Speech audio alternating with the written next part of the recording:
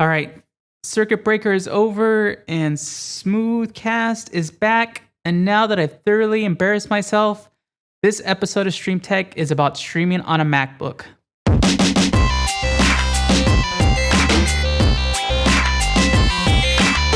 So maybe like many of you, I was really influenced by all the hype and the reviews of the 16-inch MacBook. And I thought that with the new job, I was going to be traveling a lot, being abroad a lot. So I would need something that I could edit videos with, maybe stream with, and of course do endless spreadsheets with. So I got the MacBook 16. Then this whole crazy situation hit and I was home more than ever. And I tended to use my desktop PC for most of my work. But I still really wondered, like, what are the streaming capabilities of the MacBook? And I know you can just boot camp the MacBook and use it like any other streaming PC, but I really wanted to test like how is streaming with Mac OS. So one thing I want to clarify right away is we're not going to be talking about actually gaming and streaming off the MacBook because, well, the MacBook's not really meant for gaming and especially not meant for gaming and streaming off the same MacBook. So what are the streaming software options available on Mac OS? Well, if you remember one of the previous videos I did, one of the greatest streaming softwares available is only on Mac OS. This is CamTwist, but unfortunately, it's not really a viable option anymore. Now there's also Wirecast, but that costs like a few $100. So that leaves us with OBS, and OBS actually works pretty much the same on Mac OS. You just need to enable permissions for things like desktop capture, which means you might have to enter your password quite a few times to get things working. Now the first hurdle you're gonna have to overcome on Mac OS is actually capturing your desktop or playback audio in OBS.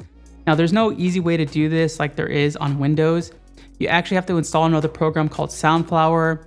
Then you basically have to make it multi-output device to send it to Soundflower, and then also send it to like your speakers or headphones wherever you're gonna listen to audio. And then in OBS, you need to add Soundflower as an input, and then you can hear stuff like Spotify or any of your playback audio that you want. Now the next problem comes with getting webcams or video capture sources. So the MacBook comes with a built-in webcam, but with like most laptop webcams, it's not the greatest.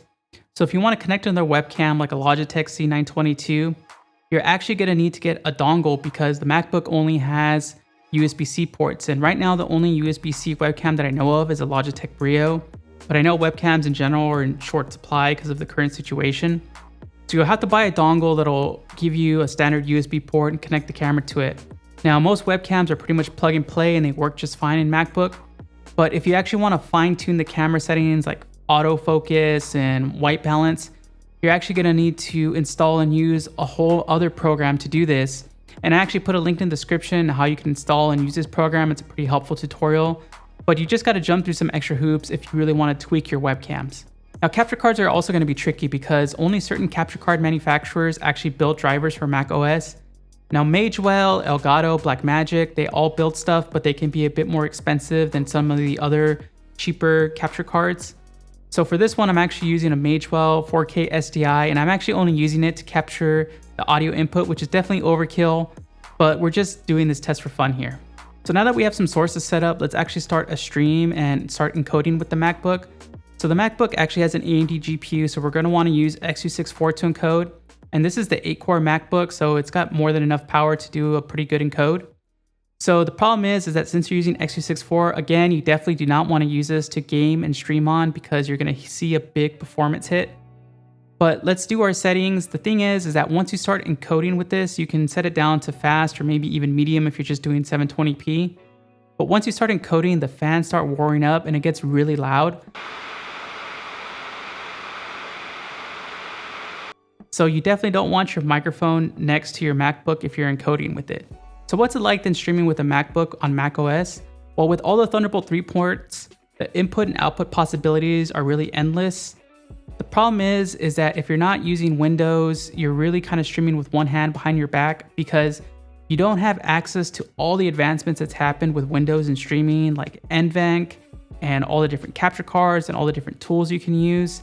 So unless you already are a diehard Mac enthusiast, I would not recommend buying a MacBook solely for streaming. If you're going to be doing it for other stuff like audio production or coding or work, then it's fine. But just purely for streaming, I wouldn't recommend just going with Mac OS. You're definitely going to have to boot camp it. But I want to know from you in the comments, do you use a Mac for streaming? And if so, do you think there's any advantages? And what features in Mac OS do you wish were in Windows? And the MacBook still looks pretty sleek, right? Anyway, let me know in the comments. Give a like if this video was useful, and subscribe if you're thinking of dipping your toes back into the cult of jobs. Let me know, and catch you next time.